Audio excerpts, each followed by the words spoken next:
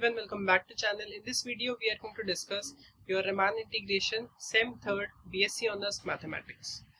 तो अब हम आपका स्टार्ट करने वाले एक नया पेपर जो है सेमेस्टर 3 का, विच इज Riemann इंटीग्रेशन आपके DU का जो है, ठीक है।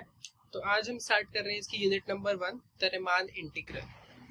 तो सबसे पहला लेक्चर रहने वाला है इसका, इस वाले पेपर का ये। तो आज हम कुछ भी ऐसा कुछ अभी मैं वो नहीं पढ़ा रहा कि हमने जो इस पेपर के अंदर है।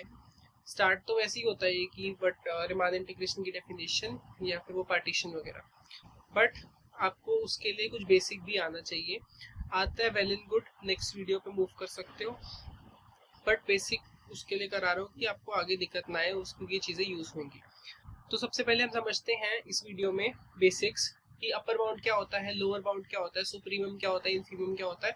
क्योंकि वैसे आपने पढ़ी हुई है रियल एनालिसिस में, ये आपका सेकंड सेम में और फर्स्ट सेम में, लेकिन आप ये चीज़ अब यूज होनी है तो एक बार रिकॉल करने के लिए। तो फटाफट से स्टार्ट करते हैं। अपर बाउंड देखो, सबसे पहली चीज आती है अपर बाउंड क्या होता है। तो मान लो late S be any non-empty subset of R. A real number U is said to be an upper bound of a set where S is a subset of R if X is less than U. इस चीज पे ध्यान देना। For all X belongs to S, the set is said to be a set S said to be bounded above. तो देखो upper bound क्या होता है, वो कहना क्या चाह रहा है कि S एक नॉन एम्प्टी सबसेट है R का, ठीक है। एक रियल नंबर U को मैं अपर बाउंड तब कहूंगा जब मेरा जो वो X है वो लेस होगा किससे, U से। X यहाँ पर क्या होगा, जो भी आपने सेट लिया है उसके एलिमेंट्स, U क्या होगा हमारे पास, अपर बाउंड होगा। और वो अगर कोई भी सेट आप निकालो, उसका अपर बाउंड निकाले, अगर उसका अपर बाउंड एग्जिस्ट करे, अपर बाउंड आ गए, तो वो क्या हो जाएगा, वो हमारा हो जाएगा बाउंडेड अबव, ठीक है। एग्जाम्पल समझते हैं, बहुत अच्छे समझ आएगा उससे। देखो सपोज करो मैंने एक सेट लिया नेगेटिव रियल नंबर्स का। नेगेटिव रियल नंबर्स कौन कौन से हो गए, -1, -2, -3, -4, ठीक है।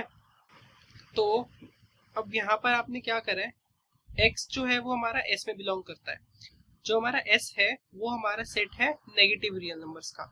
तो मान लो x के जो एलिमेंट्स होंगे वो सारे नेगेटिव रियल नंबर्स के होंगे। और अपर बाउंड क्या होता है हमारा, कि ये वाली जो कंडीशन सेटिस्फाई करे, x is less than u, u is the upper bound. तो x तो वो सारे एलिमेंट्स हो गए जो हमारे नेगेटिव रियल नंबर्स के हो गए, यानी -1, -2, -3, -4, ये सारे क्या हो गया, x हो गया। अब ये सारे छोटे आने चाहिए u से, तो यानी इसका अपर बाउंड क्या हो जाएगा, 0। कैसे, क्या क्या लिखा है, x is less than u, तो x तो ये सारे एलिमेंट्स हो गए, the set of negative real number. 0 क्या है, उससे बड़ा है, तो 0 इज एन अपर बाउंड। अब मैं ये नहीं कह रहा कि खाली 0 ही इसका अपर बाउंड होगा। देखो 0 भी इसका अपर बाउंड है, 1 भी इनसे बड़ा है, 2 भी इनसे बड़ा है, 3 भी इनसे बड़ा है, तो 0 भी अपर बाउंड हो सकता है, 1 भी अपर बाउंड हो सकता है, 2 भी हो सकता है, 3 भी हो सकता है, ठीक है। समझ आया अपर बाउंड क्या होता है। तो यहाँ पर क्या हो गया, 0 इज एन अपर बाउंड, ठीक है। मैंने ऐसा नहीं कहा कि क्या कहते हैं 0 भी क्या कहते हैं 0 ही है, 1 भी हो सकता है, 2 भी हो सकता है, 3 भी हो सकता है। बस मेन चीज आपको क्लियर होनी चाहिए कि ये कंडीशन ध्यान रखना कि अपर बाउंड, ये उसकी फॉर्मल डेफिनेशन थी ऊपर, अपर बाउंड कैसे होगा, जब हमारा x is less than u। x क्या है, जो भी आपका सेट होगा उसके एलिमेंट्स, u हमारा अपर बाउंड है, ठीक है। इतनी बात समझ आई। अब आते हैं हम अपने नेक्स्ट चीज पे, जो है लोअर बाउंड। एक और चीज बतानी है ऊपर की, जो अपर बाउंड है दैट इज नॉट यूनिक।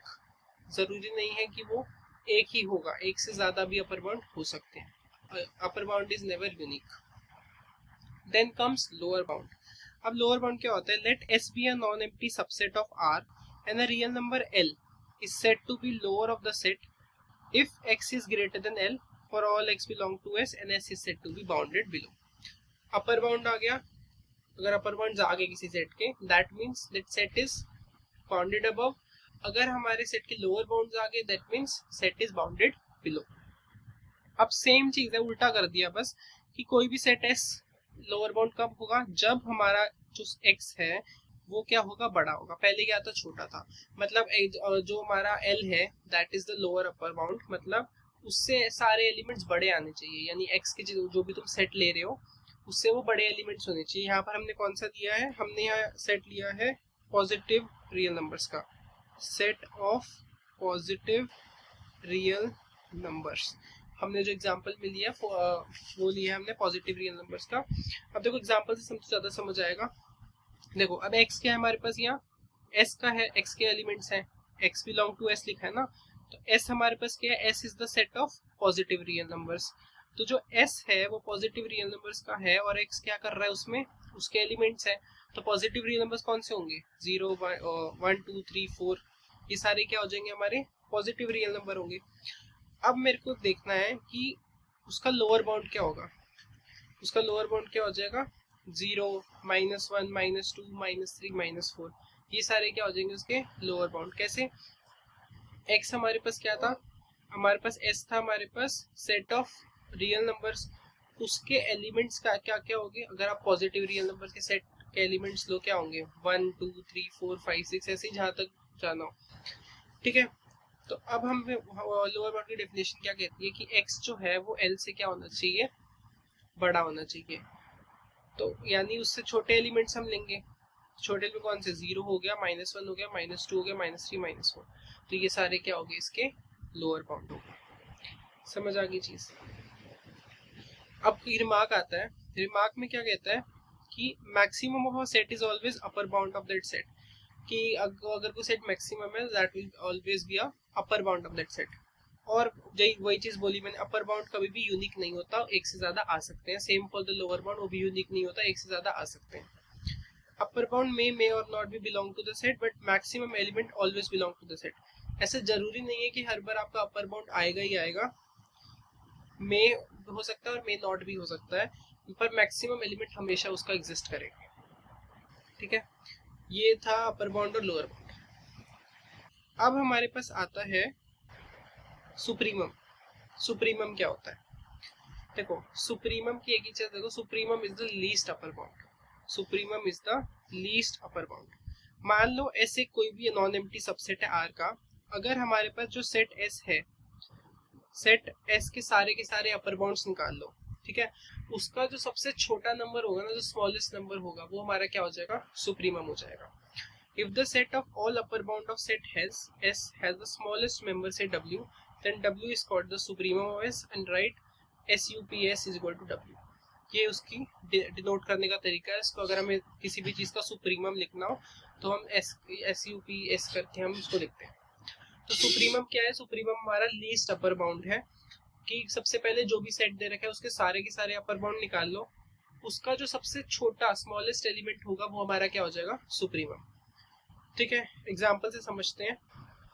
देखो S फॉर एग्जाम्पल हमारे पास सेट है 1 1/2 1/3 1/4। इसका सुप्रीमम क्या होगा, अगर आप इसको नंबर लाइनें प्लॉट करके देखो तो हमारे पास यहाँ पर 0 है, ये 1 हो गया। अब जो 1/2 है वो 0.5 होगा, यदि यहाँ पर 1/2 कहीं आएगा, मैं थोड़ा सा इसको एक्सपैंड करके बना के दिखाता हूँ, तो आपके पास क्या हो जाएगा, मान लो यहाँ पर हमारे पास 0 है, यहाँ पर अब आपके पास 1 है, तो यहाँ पर कहीं 1/2 आएगा, यहाँ पर कहीं 1/4 आएगा, फिर यहाँ पर कहीं पर 1/3 आएगा, सॉरी 1/3 फिर 4 आएगा। तो आप क्या देख रहे हो कि वो जो वैल्यू है वो 0 से 1 के बीच में निकल के आ रही है। तो अगर हम इसके क्या कहते हैं, इसके अगर हम सारे अपर बाउंड निकाल लें तो इसके अपर बाउंड्स क्या हो जाएंगे हमारे पास, अगर हम इसके अपर बाउंड्स निकाल लें तो क्या आएगा, सारे अपर बाउंड्स इसके हमारे पास अपर बाउंड्स क्या आएंगे, 2 भी होगा, 3 भी होगा, 4 भी होगा, 5 भी होगा। लेकिन हमारा सेट हमें कहाँ तक दे रखा है, 0 से 1 के बीच में दे रखा है ना। अच्छा, यहाँ पर एक चीज है, यहाँ पर हमारा इक्वल टू नहीं आएगा, क्यों, क्योंकि 0 इंक्लूड नहीं है सेट में। तो हमारा जो एलिमेंट है वो 0 से 1 के बीच में लाई कर रहा है, तो 0 से 1 के बीच में लाई कर रहा है, यानी यहाँ से आपके पास यहाँ तक लाई कर रहा है। लेकिन मैंने क्या आपको चीज कही कि उसके सारे अपर बाउंड निकाल लो, तो इसके अपर बाउंड जो ये सारे एलिमेंट्स है 1/3 1/4 1/2, इससे बड़े क्या होंगे, 2 भी होगा, 3 भी होगा, 4 भी होगा, 5 भी होगा। लेकिन हमारा जो हमारा वो है सेट है वो क्या 0 से 1 के बीच में है, तो हमारा लोअर बाउंड निकाल लिया, उसका सबसे छोटा एलिमेंट कौन सा हुआ यहाँ पर, 1, तो हमारा सुप्रीमम क्या आ गया, 1। समझ आया, ठीक है। अब एक और चीज है, सुप्रीमम कभी भी यूनिक होता है हमेशा, सॉरी, हमारा सुप्रीमम इज ऑलवेज यूनिक। ठीक है, इस हमेशा एक ही सुप्रीमम आता है, एक से ज्यादा नहीं आएगी। सुप्रीमम मे और may not belong to set. करेंगे या नहीं करेंगे, मे और मे नॉट है, ठीक है। फिर आता है हमारे पास इन्फीमम। इन्फीमम क्या होता है, जैसे वो पढ़ा कि सारे लोअर बाउंड अपर बाउंड निकाल लो, उसके बाद जो सबसे छोटा एलिमेंट आएगा वो आपका हो जाएगा सुप्रीमम।